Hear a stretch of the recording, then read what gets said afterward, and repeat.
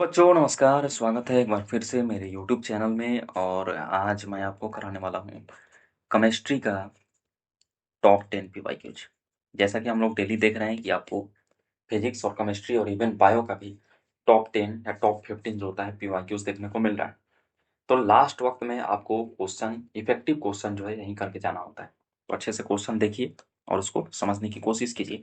देखिए, पहला क्वेश्चन जो है कह रहा है कि जब हम लोग जर्मेनियम को डोपेड करते हैं फास्फोरस के साथ तो किसका एग्जाम्पल है। बहुत अच्छा क्वेश्चन है, हम लोग फिजिक्स में भी इसको पढ़ते हैं। देखिए, ये जो हो गया जर्मेनियम हो गया, सिलिकॉन हो गया, ये सब जो होता है सेमीकंडक्टर होता है। तो जब आप इसका डोपिंग कीजिएगा बोरोन फैमिली के साथ, बैगन, आलू, गाजर, इन, थैला, ये सब आता है। और दूसरा इसका डोपिंग किया जाता है नाइट्रोजन फैमिली के साथ, न्यूजीलैंड, पाकिस्तान, ऑस्ट्रेलिया, सब भिखारी, स्टे याद करते हैं हम लोग।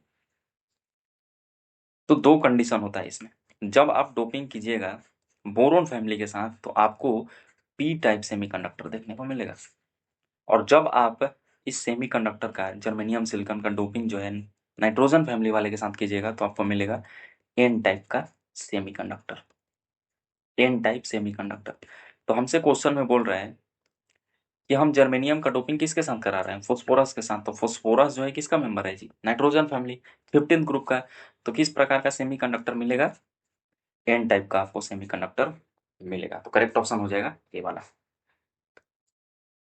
बोल रहा है कि to increase the solubility of CO2 in soft drink and soda water the बोतल is sealed under. Soft drink और सोडा वाटर में CO2 की घुलनशीलता को बढ़ाने के लिए इसकी बोतल को सीलबंद किया जाता है। तो करेक्ट ऑप्शन इसका हो जाएगा डी, हाई प्रेशर। क्या होता है कि जब आप प्रेशर को बढ़ाइएगा, है ना, सॉल्युबिलिटी जो होता है CO2 क्या है जी, गैस। तो सॉल्युबिलिटी जो होता है गैस का जो होता है इन लिक्विड, ये इंक्रीज करता है। Increase with increase in pressure. जैसे जैसे हम लोग दाब बढ़ाते जाएंगे वैसे वैसे जो होता है गैस का लिक्विड में घुलनशीलता जो होता है वो बढ़ते जाता है। इसीलिए CO2 जो है वो अच्छे से सॉफ्ट ड्रिंक और सोडा वाटर में घुल सके, इसके लिए उसको हाई प्रेशर पर सील्ड किया जाता है ना। तो करेक्ट ऑप्शन इसका बेस्ट आंसर हो जाएगा हाई प्रेशर। चलिए, अगला क्वेश्चन जो है वह इलेक्ट्रोकेमिस्ट्री का। बोल रहा है कि standard electrode potential Daniell cell का इतना है। स्टैंडर्ड इलेक्ट्रोड पोटेंशियल को ई नॉट सेल से लिखते हैं और इसका वैल्यू होता है 1.1 वोल्ट दिया हुआ है। द स्टैंडर्ड गिव्स एनर्जी जो होता है रिएक्शन का आपको बताना है। मतलब ई नॉट सेल दिया है और आपसे डेल्टा जी नॉट जो है ये पूछ रहा है। तो ई नॉट और डेल्टा जी नॉट को रिलेट करते हुए एक फार्मूला आपको याद रखना है कि डेल्टा जी नॉट बराबर होता है minus N F E naught cell. एक ये डेल्टा जी का फार्मूला आपको ध्यान रखना है। दूसरा डेल्टा जी बराबर होता है -2.303 NRT लॉग के इक्विलिब्रियम। तीसरा एक और डेल्टा जी का फार्मूला होता है डेल्टा जी बराबर delta H minus T delta. तो ये तीन फार्मूला आपको डेल्टा जी का याद होना ही चाहिए। तो इसमें से हम लोग पहला फार्मूला को यूज करेंगे। क्यों यूज करेंगे जी, क्योंकि हमें ई नॉट सेल जो होता है वो दिया हुआ है ये वाला, और डेल्टा जी नॉट जो है पूछ रहा है तो यही वाला है। बाकी तो किसी में ई नॉट सेल आ नहीं रहा है, तो इसीलिए पहला फार्मूला को हम लोग यूज करेंगे। तो देखिए क्या होता है, बनाते हैं इसको। तो डेल्टा जी नोट तो हमें निकालना है -n, मतलब आंसर जो है वो माइनस में ही आएगा। तो दो ऑप्शन तो आप ऐसे ही काट सकते हैं, बी और डी, है ना। एन जो होता है क्या होता है कि कितना इलेक्ट्रॉन ट्रांसफर हो रहा है। देखो कोई भी एक को उठाएंगे, जिंक को या फिर कॉपर को। हम जिंक को यहाँ पर उठाते हैं। यहाँ पर जिंक का ऑक्सीडेशन नंबर 0, यहाँ पर कितना है +2। 0 से जा रहा है +2, कितना का अंतर, 2 का अंतर। तो एन क्या हो जाएगा, 2 हो जाएगा। लेकिन साइन आपको लगाना है माइनस। तो -2 गुना एफ जो होता है ये फराडे कांस्टेंट होता है, ये होता है 96,500 के बराबर, है ना। एफ कितना होता है, 96,500 अप्रोक्स होता है। गुना ई नॉट सेल आपको दिया हुआ है 1.1। अब इसको आप सोल्व कर लीजिए। तो -2 गुना 96500, इस हम लोग पॉइंट को हटाते हैं तो हो जाएगा बटा में 10। अब इसको आप सोल्व कर लीजिए तो हो जाएगा 11 दूनी 22 गुना 9650। इसको आप सोल्व कीजिए। तो जब हम इसको सोल्व करते हैं तो ये आता है करीब 21220, इसके करीब जो होता है आपको देखने को मिलेगा, है ना। जब हम लोग 22 को 9, 6, 5 से गुना करेंगे तो इतना आपको मिलेगा, और एक जीरो है तो एक और जीरो आ जाएगा। लेकिन ये जो आपका आंसर आएगा ये जूल में आएगा। हमसे आंसर किस में पूछा जा रहा है? किलो जूल में। तो किलो जूल के लिए आपको 1000 से और भाग दे देना पड़ेगा। तो 2 जीरो से 2 जीरो कट गया और ये जीरो यहाँ पर आ जाएगा। तो आंसर आपका हो जाएगा -2 तो 112.2 किलो जूल के आसपास। तो ऐसा ऑप्शन जो होता है एक में आपको दिख रहा है, करेक्ट ऑप्शन ए हो जाएगा। तो ए इज द करेक्ट ऑप्शन है ना। इस टाइप से आपको बनाना है। आंसर देख लेना है, ये जो आंसर आता है ये जूल में आता है। तो किलो जूल में है तो 1000 से आपको भाग देना पड़ेगा, और आंसर हमेशा निगेटिव में ही आएगा ना जी। फार्मूला में ही निगेटिव है तो निगेटिव में ही आएगा, वहां से भी आप कर सकते हैं। कब निगेटिव आएगा? जब ई नॉट का वैल्यू पॉजिटिव में रहेगा ना। चलिए अगला क्वेश्चन जो है वह है बेंजीन सल्फोनाइल क्लोराइड को क्या बोलते हैं? तो बेंजीन सल्फोनाइल क्लोराइड को हम लोग बोलते हैं हिंसबर्ग रिएजेंट। C6H5SO2Cl ना, इसी को बोलते हैं हम लोग क्या? Benzene sulfonyl chloride. अगर मैं इसका फिगर बनाऊं तो इस टाइप से बनता है। ये जो आप देख रहे हैं ये इसी को क्या बोलते हैं? बेंजीन सल्फोनाइल क्लोराइड या हिंसबर्ग रिएजेंट। ये प्राइमरी, सेकेंडरी और टर्शियरी अमाइन को पहचानने में मदद करता है ना। ये प्राइमरी, सेकेंडरी, टर्शियरी अमाइन को टेस्ट के रूप में भी हम लोग इस्तेमाल करते हैं। प्राइमरी वाला जो होता है ये इससे रिएक्ट करता है और ये एसिड में घुल जाता है, और ये बेस में, चूंकि हाईली एसिडिक होता है तो बेस में घुल जाता है। सेकेंडरी वाला अमाइन जो होता है ये भी रिएक्ट करता है लेकिन बेस में नहीं घुलता है, और टर्शियरी वाला तो रिएक्शन ही नहीं करता है ना। सेकेंडरी वाला रिएक्ट करता है लेकिन इनसोल्युबल इन बेस, जबकि टर्शियरी अमाइन जो होता है ये हिंसबर्ग रिएजेंट के साथ रिएक्शन ही नहीं करता है। तो खैर यही पूछ रहा है हमसे बेंजीन सल्फोनाइल क्लोराइड क्या होता है, तो हिंसबर्ग रिएजेंट। बहुत बार हम देखे हैं कि ये भी आपको फार्मूला दे देगा, कुछ बोलेगा कि ये इसको क्या बोलते हैं। तो C6H5SO2Cl को ही हम लोग क्या बोलते हैं? Hinsberg reagent. चलिए अगला जो क्वेश्चन है बोल रहा है कि जब हेक्सामिथिलीन डाइअमाइन और एडिपिक एसिड को मिलाया जा रहा है हाई प्रेशर और टेम्परेचर पर तो क्या बनता है? तो ये जो है मोनोमर्स होता है नाइलॉन 66 का। नाइलॉन 66 ये पॉलीमर का क्वेश्चन है। नाइलॉन 66 जो होता है ये जब हेक्सामिथिलीन डाइअमाइन और एडिपिक एसिड को मिलाते हैं तब जो होता है नाइलॉन 66 बन जाता है। आपसे इन सब का भी पूछा जा सकता है। नाइलॉन 66 का जो मोनोमर होता है ना, बहुत सारा मोनोमर क्या होता है, बहुत सारा जो है वो सब मिलेगा तो एक पॉलीमर बन जाता है।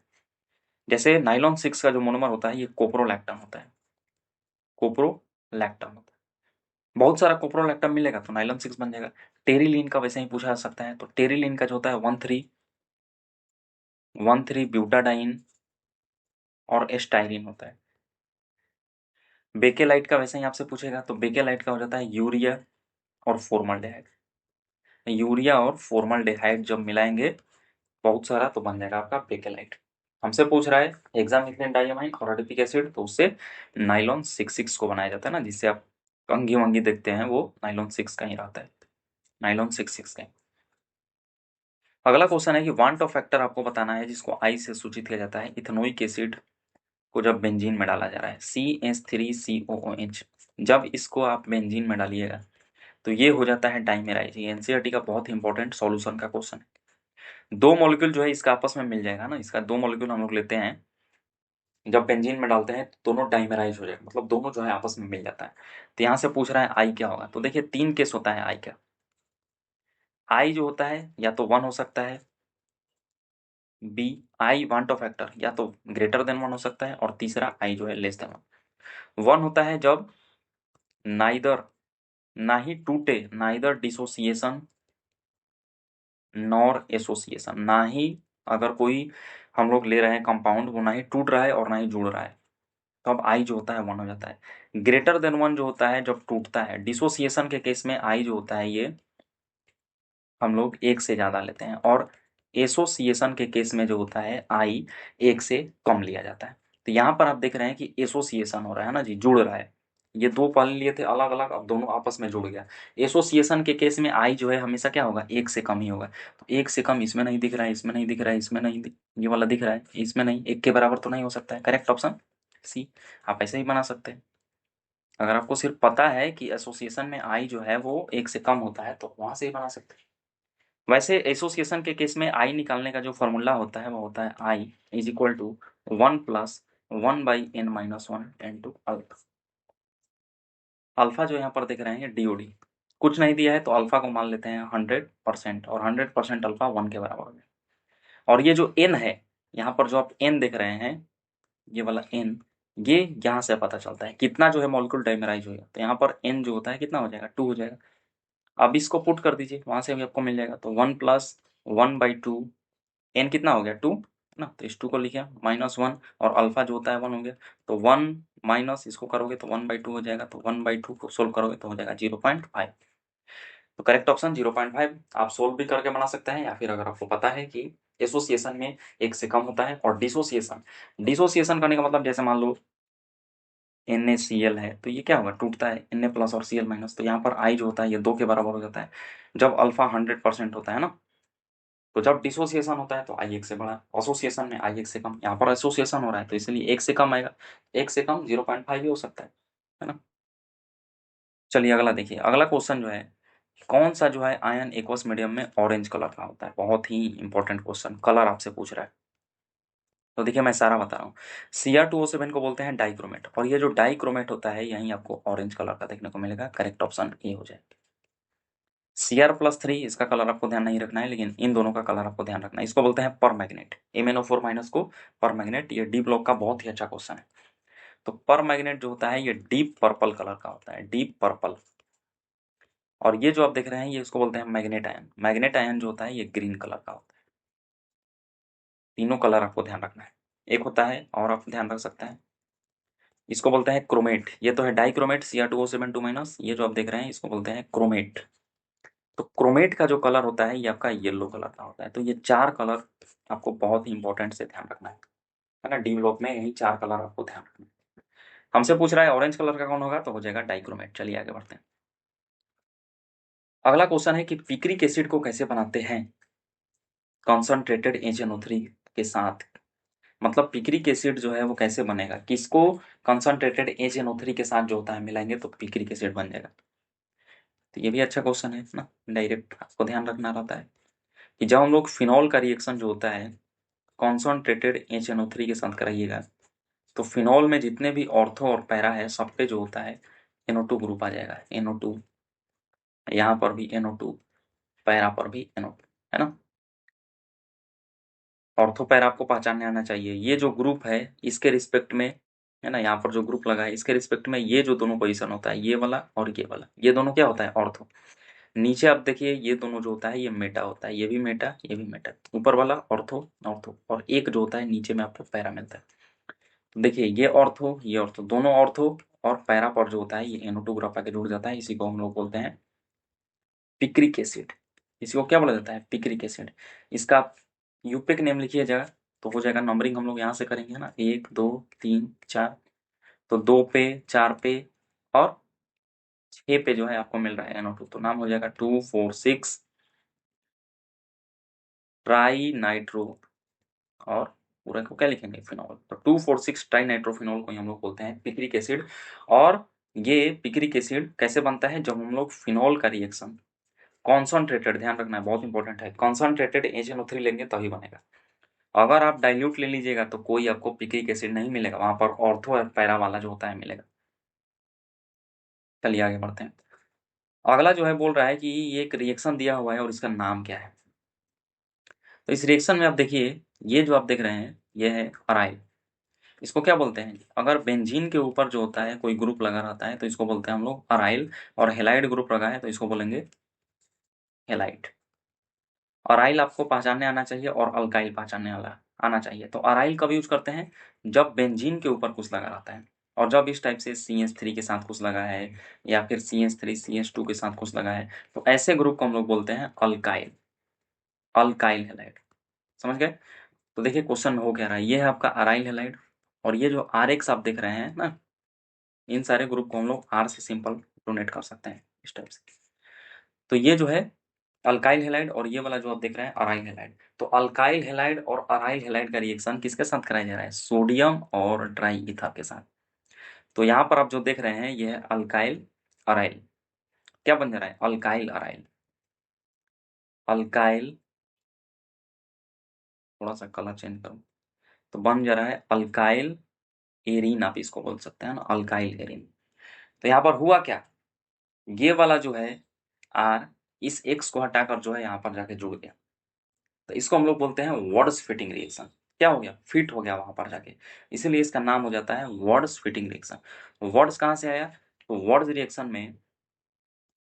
रिएक्शन में जो हम लोग रिएजेंट यूज करते हैं वह होता है सोडियम एंड ड्राई ईथर। तो सोडियम और ड्राई ईथर रिएजेंट यूज कर रहे हैं, वहां से नाम है वर्ड्स। और ये वाला जो ग्रुप जो है आर वाला ग्रुप, ये एक्स के जगह पे जाके फिट कर जा रहा है, वहां से आ गया फिटिंग, इसका नाम हो जाता है वर्ड्स फिटिंग रिएक्शन। बाकी ये सब भी आपको रिएक्शन पता होना चाहिए। वर्ड्स रिएक्शन में हम लोग अल्काइल हैलाइड से अल्केन बनाते हैं। फिटिंग रिएक्शन में क्या होता है कि हम लोग अराइल हैलाइड लेते हैं ना, अराइल हैलाइड, और दो अराइल हैलाइड लेंगे और दोनों अराइल हैलाइड मिलकर जो होता है बाइफिनाइल बन जाएगा। स्वार्ट्ज रिएक्शन में क्या होता है कि हम लोग इसमें अल्काइल फ्लोराइड बनाते हैं, है ना, इसमें हम लोग बाइफिनाइल बनता है। और वर्ड्स रिएक्शन में जो होता है अल्केन बनाने का तरीका है। तो ये सब आपको ध्यान रखना चाहिए। चलिए आगे बढ़ते हैं। अगला जो क्वेश्चन है वो यूपिक नेम का है। करेक्ट यूपिक नेम जो है आपको बताना है।